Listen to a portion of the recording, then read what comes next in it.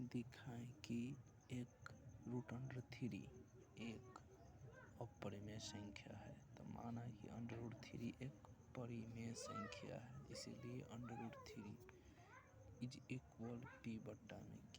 √3 Q बराबर P, जहाँ P और Q सअभाज्य संख्या है। जहाँ P और Q सअभाज्य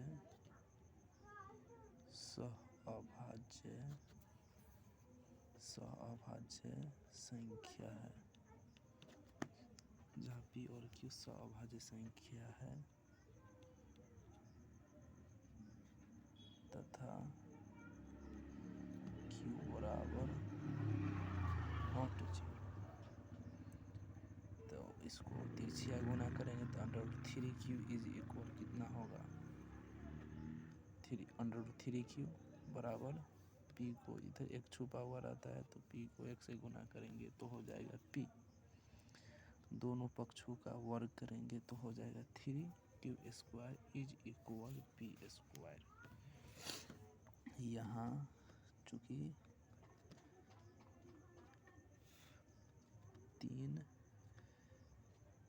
3P² को विभाजित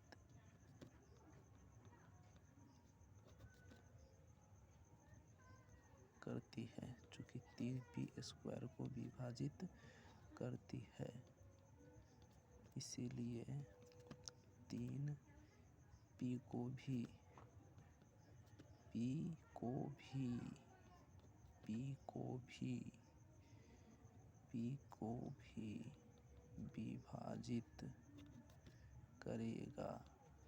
विभाजित करेगा। ये हमारा समीकरण हो गया प्रथम।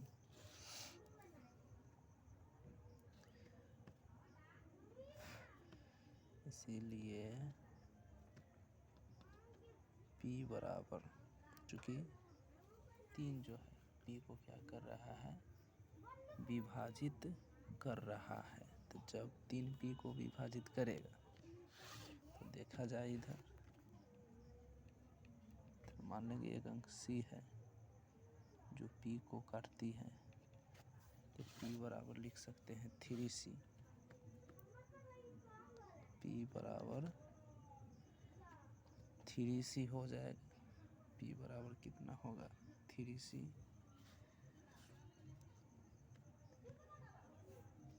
इसको इक्वेशन 2 मान लिया जाए, इसको मान लेंगे इक्वेशन फर्स्ट।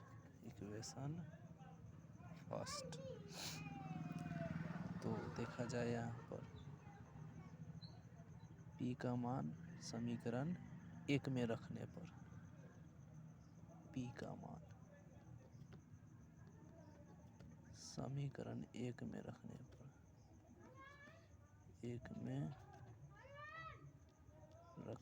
पर,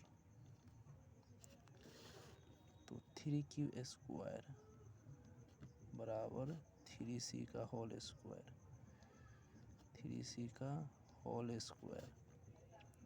3Q² बराबर 9C²। 3 तिहाई 9 कटेगा, Q² बराबर 3C²। चूँकि इधर इम्प्लाइड दैट का चिन्ह देते जाएंगे, चूँकि 3 Q² को विभाजित कर रही है। यहाँ पर 3 Q² को विभाजित, चूँकि 3P Q² को विभाजित करता है, इसीलिए 3Q को भी क्या करेगा, विभाजित करेगा। इसलिए 3Q को भी विभाजित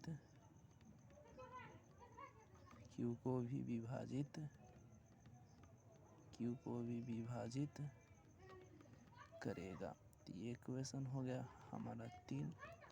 तो हम लोग क्या देखें, समीकरण 2 और 3 से P और Q में कम से कम एक गुणनखंड है, लेकिन हमने क्या माना, √3 बड़ा P/Q, जहाँ P और Q अभाज्य संख्या है, अर्थात P और Q में एक के अतिरिक्त कोई दूसरा गुणनखंड नहीं होगा।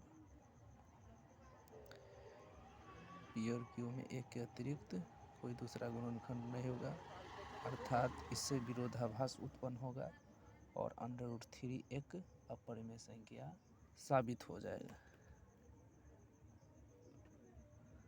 समीकरण सेकेंड और थर्ड से हमें यह पता चलता है कि P और Q में एक के अतिरिक्त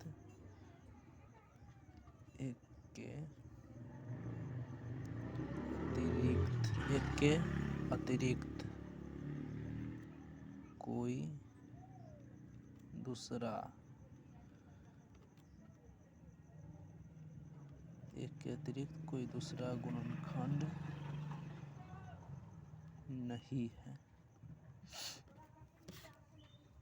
इधर इसको बना लेंगे, और जगह नहीं है तो एक के अतिरिक्त कोई दूसरा गुणनखंड नहीं है। ठीक, अतः इससे या लिखेंगे, अतः इससे विरोधाभास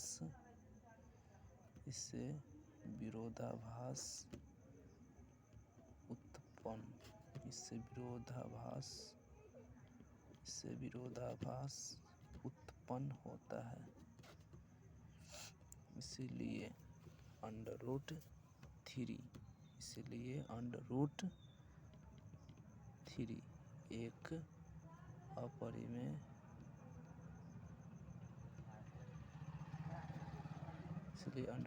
एक अपरिमेय संख्या होगी।